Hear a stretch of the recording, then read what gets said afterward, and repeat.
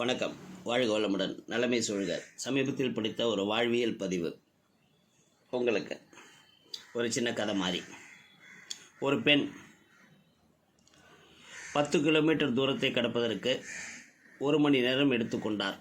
இது சின்ன ஒரு கால்குலேஷன் மைண்டில் கொண்டு வாங்க. ஒரு பெண் 10 கிலோமீட்டர் தூரத்தை கடப்பதற்கு 1 மணி நேரம் எடுத்துக்கொண்டார்.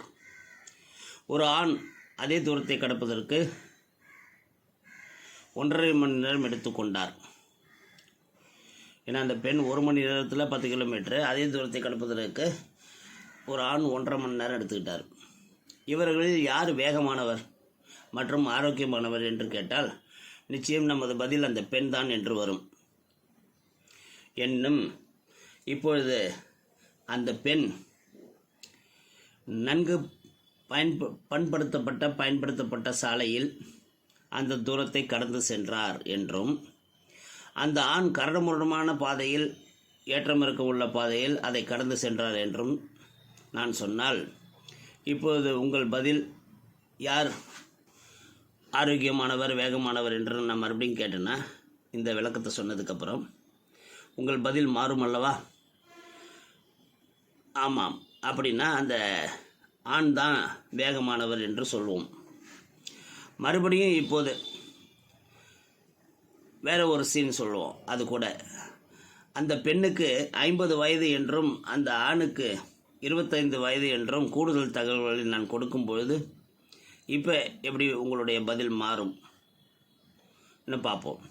ஆமாம், இப்போது அந்த பெண் தான் வேகமானவர், ஏன்னா 50 வயசில் அவ்வளோ தூரம் போயிருக்கிறாங்கன்னு சொல்லுவோம். மேலும் இன்னொரு சீன் சொல்லுவோம். அந்த ஆண் அவருடைய எடை 140 கிலோ என்றும் அந்த பெண்ணுடைய எடை 65 கிலோ என்றும் நான் சொல்லும்போது மீண்டும் உங்களோட பதில் மாறும். இப்போது அந்த ஆண் தான் வேகமானவர், ஏன்னா அவ்வளோ குண்டான உடம்பு வச்சுட்டு அவ்வளோ வேகமாக போயிருக்கிறாருன்னு சொல்லுவோம். அதே போல் அந்த ஆண் பற்றியும் அந்த பெண் பற்றியும் நம்முடைய இந்த முடிவானது அவர்கள் பற்றிய அதிக தகவல்கள், கூடுதல் தகவல்கள் கிடைக்க கிடைக்க மாறிக்கொண்டே இருக்கும். இதுதான் வாழ்க்கையிலும் நாம் ஒவ்வொருவரை பற்றியும் மிக வேகமாக நம்முடைய அபிப்பிராயங்களை உருவாக்குகிறோம்.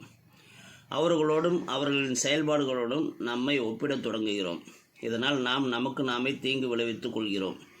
வாழ்க்கை என்பது ஒவ்வொருவருக்கும் வேறுபட்டதாகும். ஒவ்வொருவருக்கும் கிடைக்கக்கூடிய வாய்ப்பு வேறுபட்டதாகும். ஒவ்வொருவருக்கும் கிடைத்திருக்கும் அறிவும் பொருளும் வேறாக இருக்கலாம். ஒவ்வொருவருக்கும் எதிர்நோக்கும் பிரச்சனைகள் வேறாக இருக்கலாம்.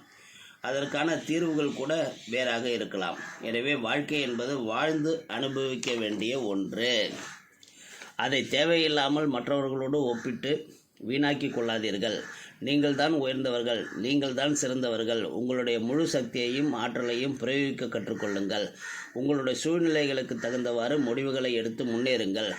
எப்போதும் ஆரோக்கியமாக இருங்கள், அமைதியாக இருங்கள், திருப்தி அடைந்தவராக இருங்கள், புன்னகையை படரவிடுங்கள், மனவிட்டு சிரிக்க பழகுங்கள்.